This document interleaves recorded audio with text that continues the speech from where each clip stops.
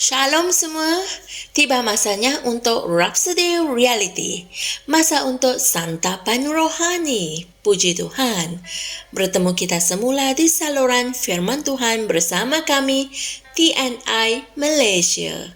Hari ini, Pastor Chris ingin berkongsikan satu nasihat yang berguna untuk kita yang bertajuk Jadikan Doa Satu Gaya Hidup. Haleluya. Ayat Injil pembukaan kami dipetik dari Efesus 6 ayat 18, kitab terjemahan Message yang berkata, dalam erti yang sama, doa adalah penting dalam peperangan yang berterusan ini. Berdoalah dengan tabah dan berpanjangan. Berdoalah untuk saudara-saudaramu. Teruskanlah buka matamu. Hendaklah kamu saling memberi semangat di antara satu sama lain, agar tidak ada orang yang ketinggalan atau tercicir. Puji Tuhan. Meluangkan masa untuk berdoa sangatlah penting. Ada masa dan situasi tertentu yang tidak memerlukan kamu berdoa untuk suatu jangka masa yang berpanjangan. Ada masa dan situasi lain yang memerlukan kegigihan, kesinambungan yang bersungguh-sungguh dalam doa. Kedua-duanya adalah sangat penting, bergantung pada apa yang kamu hadapi. Tetapi, pada dasarnya adalah sebagai seorang umat Kristen, doa itu harus menjadi suatu gaya hidup. Haleluya. Sebab berdoa bukanlah untuk meyakinkan Tuhan bahwa kamu benar-benar serius tentang objektif kamu berdoa. Tidak, sebaliknya ia adalah tentang apa yang akan berlaku di dalam rohmu apabila kamu meluangkan masa bersekutu dengannya. Haleluya.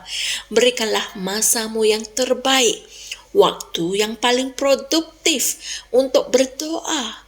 Cuba untuk tidak tergesa-gesa semasa kamu berdoa, kerana kadangkala walaupun kamu fikir kamu sudah selesai berdoa, kemungkinan Roh Kudus masih mau kamu meneruskannya. Dia boleh membawa kata-kata kepada kamu untuk kamu doakan. Ingatlah, dia mempunyai pelayanan dalam hidup kita. Dialah yang mengajar kita bagaimana untuk berdoa, puji Tuhan. Apabila kita berdoa, kita bukannya selalu tahu segala sesuatu yang kita sepatutnya katakan mengenai situasi tertentu. Namun, melalui Roh Kudus, Tuhan mengajar kita apa yang harus dikatakan dan cara untuk berdoa dengan betul dan efektif. Haleluya. Sebab itulah ianya penting untuk memberikan masa dan perhatian dalam berdoa. Berikanlah perhatian untuk berdoa dalam bahasa roh. Jangan membuat dirimu terganggu. Apabila tiba masanya untuk berdoa, hendaklah kamu berdisiplin untuk mengetepikan segala sesuatu yang lain. Lebih banyak perkara lain cuba mengalihkan perhatian kamu, maka kamu harus bertambah fokus dan terus berdoa. Biarkan rohmu menerima disiplin itu. Kemudian, kamu akan mencapai tujuan utama kamu berdoa, yaitu menyesuaikan roh dan mindamu sehingga pemikiran Tuhan menjadi pemikiran kamu dan firman-Nya menjadi kata-katamu. Haleluya. Kata-kata yang spesifik dan kreatif di bibirmu yang dibawa oleh roh kepada kamu pada saat-saat kamu berdoa itu membuahkan hasil. Amin.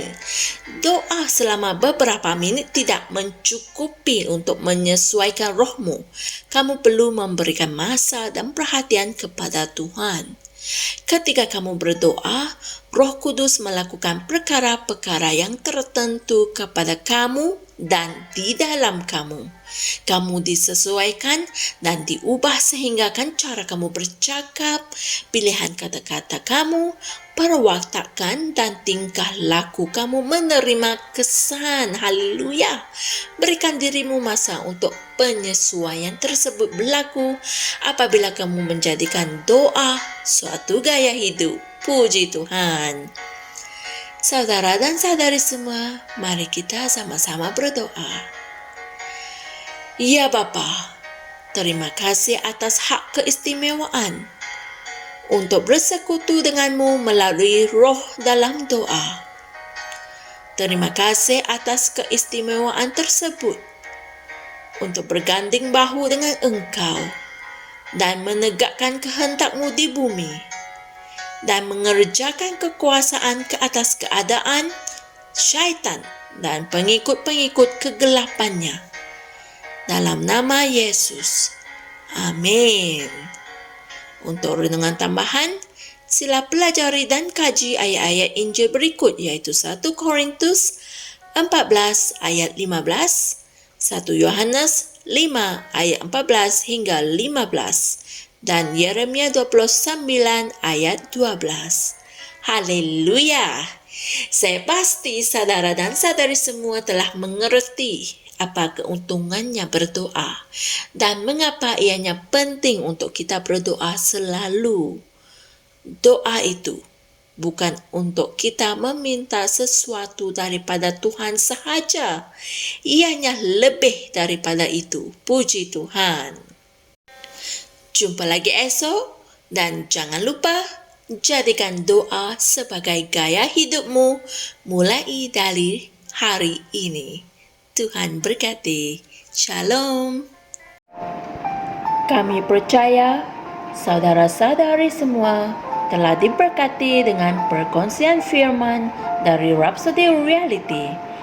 Bagi sesiapa yang ingin menjadikan Yesus Kristus sebagai Tuhan dalam kehidupanmu, kamu boleh mengucapkan doa ini bersama dengan saya.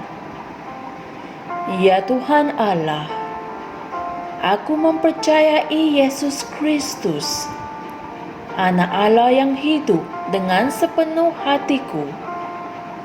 Aku percaya Dia telah mati untukku dan Allah telah membangkitkan Dia dari kematian. Aku percaya Dia hidup hari ini. Aku mengaku dengan mulutku bahwa Yesus Kristus adalah Tuhan dalam hidupku mulai dari hari ini. Melalui Dia dan di dalam nama-Nya, aku mempunyai kehidupan yang kekal. Aku telah dilahirkan semula. Terima kasih Allah kerana menyelamatkan jiwaku. Aku sekarang adalah anak Allah. Haleluya. Tahniah, sekarang kamu telah menjadi anak Allah. Untuk apa-apa sebarang pertanyaan atau untuk mendapatkan lebih banyak maklumat mengenai bagaimana untuk bertumbuh sebagai seorang Kristian, anda semua boleh hantar mesej di akaun Facebook kami atau email kami di tni.msia@gmail.com. Sekali lagi, tni.msia@gmail.com. Tuhan berkati Anda semua.